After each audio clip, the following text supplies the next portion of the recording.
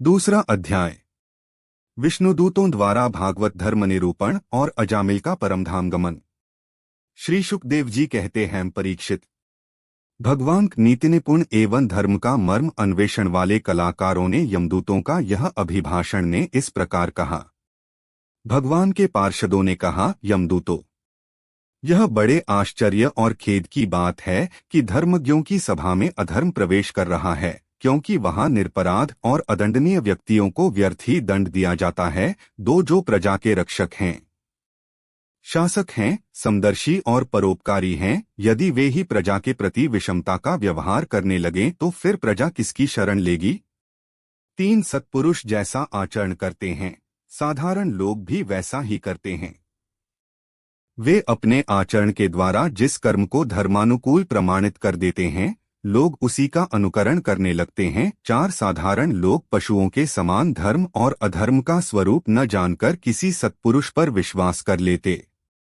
श्रीमां हैं, उसकी गोद में सिर रखकर निर्भय और निश्चिंत सो जाते हैं। पांच वही दयालु सत्पुरुष जो प्राणियों का अत्यंत विश्वासपात्र है और जिसे मित्रभाव से अपना हितैषी समझकर उन्होंने आत्मसमर्पण कर दिया है, उन अज्ञानी जीवों के साथ कैसे विश्वासघात कर सकता है।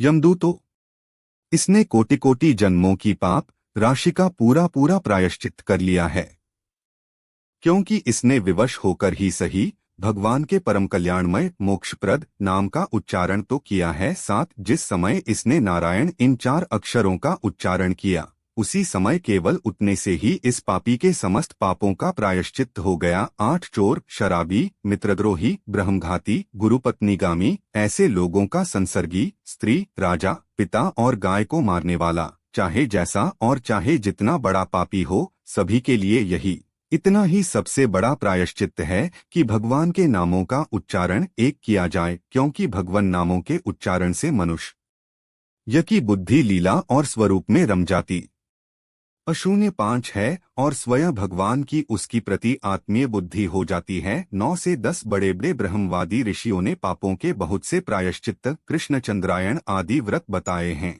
लेकिन उन प्रायश्चित्तों से पापी कन कुवैती जड़ाती से शुद्धि नहीं होती, जैसे भगवान के द्वीप का आपकी गुम्फित पुश्तैनी शुद्धि का उच्चारण करने से होती है, क्योंकि वे नाम पवित्र कीर्ति भगवान के गुणगान वाले हैं। यदि प्रायश्चित करने के बाद भी मन फिर से कुमार्ग में पाप की ओर दौड़ता है तो वह चरम सीमा का पूरा पूरा प्रायश्चित नहीं है। इसलिए जो लोग ऐसा प्रायश्चित करना शुरू करते हैं कि जिससे पाप कर्मों और इरादों की जड़ें ही चॉकलेट बन जाती हैं, उन्हें भगवान के मूलाधार ही गाना बनाना शुरू कर देते हैं, क्योंकि उसका चित्त सर्वथा शुद्ध होता है। 12 भगवत, इसलिए यमदूतों, तुम लोग अजामिल को मत ले जाओ, इसने सारे पापों का प्रायश्चित कर लिया है, क्योंकि इसने मरते समय 3 भगवान के नाम का उच्चारण किया है। 13 बड़े बड़े महात्मा पुरुष यह बात जानते हैं कि संकेत में, किसी दूसरे अभिप्राय से, परिहास में, षष्ठ तान अलापने में अथवा किसी की अवहेलना करने में भी यदि कोई भगवान के नामों का उच्चारण करता है तो उसके सारे पाप नष्ट हो जाते हैं। 14 जो मनुष्य गिरते समय, पैर फिसलते समय, अंगभंग होते समय और सांप के डंसते, आग में जलते तथा चोट लगते समय भी विवशता से हरि हरि कहकर भगवान के नाम का उच्चारण कर लेता है,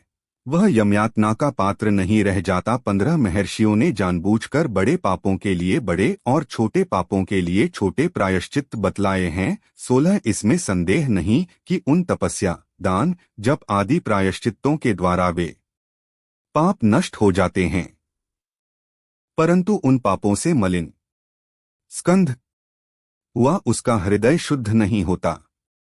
भगवान के चरणों की सेवा से वह भी शुद्ध हो जाता है। 17 यमदूतों, जैसे जान या अनजान में ईंधन से अग्नि का स्पर्श हो जाए तो वह भस्म हो ही जाता है, वैसे ही जानबूझकर या अनजान में भगवान के नामों का संकीर्तन करने से मनुष्य के सारे पाप भस्म हो जाते हैं। 18 जैसे कोई परम शक्तिशाली अमृत को उसका गुण न जानकर अनजान में पी ले तो भी वह अवश्य ही पीने वाले को अमर बना देता है, वैसे ही अनजान में उच्चारण करने पर भी भगवान का नाम अपना फल देकर ही रहता है। वस्तुशक्ति श्रद्धा की अपेक्षा नहीं करती। 19 श्री सुखदेव जी कहते हैं, राजन, इस प्रकार हमार भगवान के पार्षदों ने भागवत धर्म का पूरा पूरा निर्णय सुना दिया और अजामिल को यमदूतों के पाश से छुड़ाकर मृत्यु के मुख से बचा लिया। 20 प्रिय परीक्षित, पार्षदों की यह बात सुनकर यमदूत यमराज के पास गए और उन्हें यह सारा वृत्तांत भगवत नहीं अशून्य 2 अजामिल यमदूतों के फंदे से छूटकर निर्भय और स्वस्थ हो गया।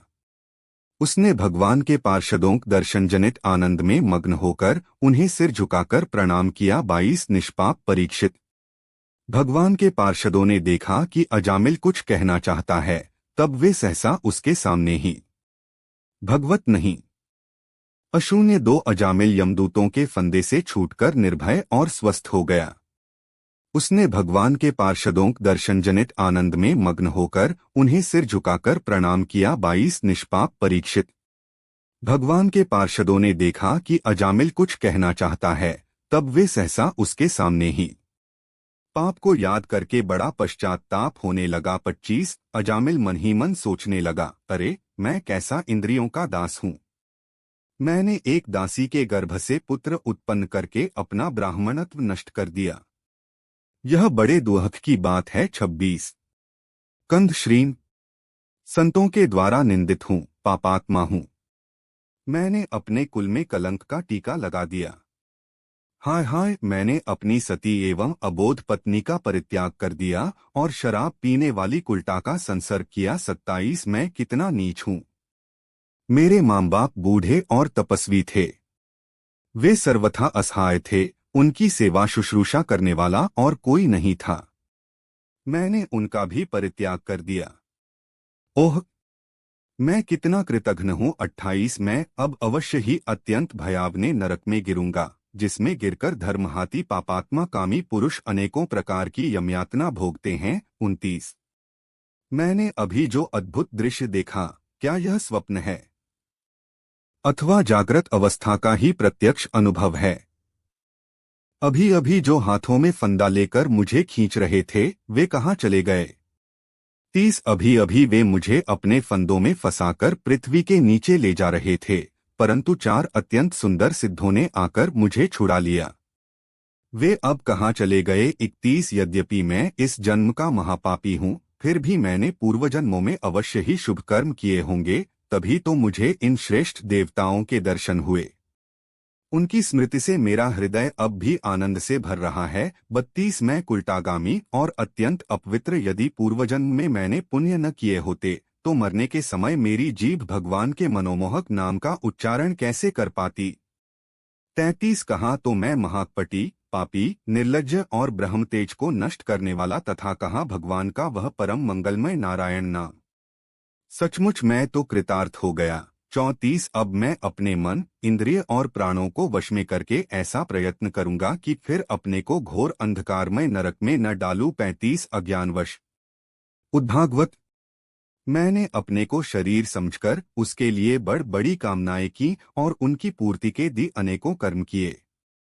उन्हों का फल है यह अब मैं इसे काटकर समस्त प्राणियों का करूंगा, वासनाओं को शांत कर दूंगा, सवय मित्रता का व्यवहार करूंगा, दुहखियों पर करूंगा और पूरे संयम के साथ रहूंगा। भगवान की माया ने स्त्री का रूप धारण करके अधम को फांस लिया और क्रीडामृग की भांति मुझे बहुत नाच नचाया।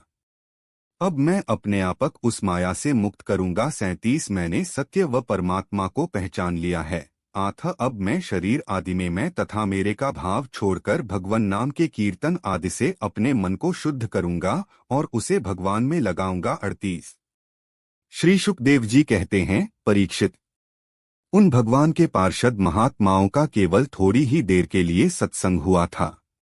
इतने से हो अजामिल के चित्त में संसार के प्रति तीव्र वैराग्य हो गया।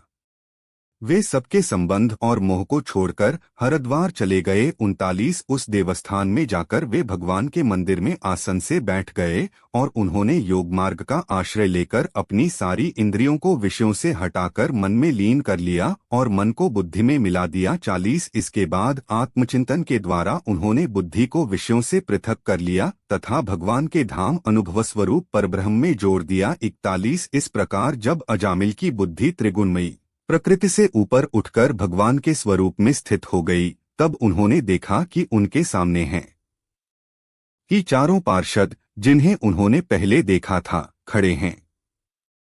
अजामिल ने सिर झुकाकर उन्हें नमस्कार किया। 42 उनका दर्शन पाने के बाद उन्होंने षष्ठ 03 उस तीर्थ स्थान में गंगा के तट पर अपना शरीर त्याग दिया और तत्काल भगवान के पार्षदों का स्वरूप प्राप्त कर लिया। 43 अजामिल भगवान के पार्षदों के साथ स्वर्णमय विमान पर आरूढ़ होकर आकाशमार्ग से भगवान लक्ष्मीपति के निवास स्थान वैकुंठ को चले गए। 44 परीक्षित अजामिल ने दासी का सहवास करके सारा धर्म कर्म चौपट कर दिया था। वे अपने निंदित कर्म के कारण पतित हो गए थे।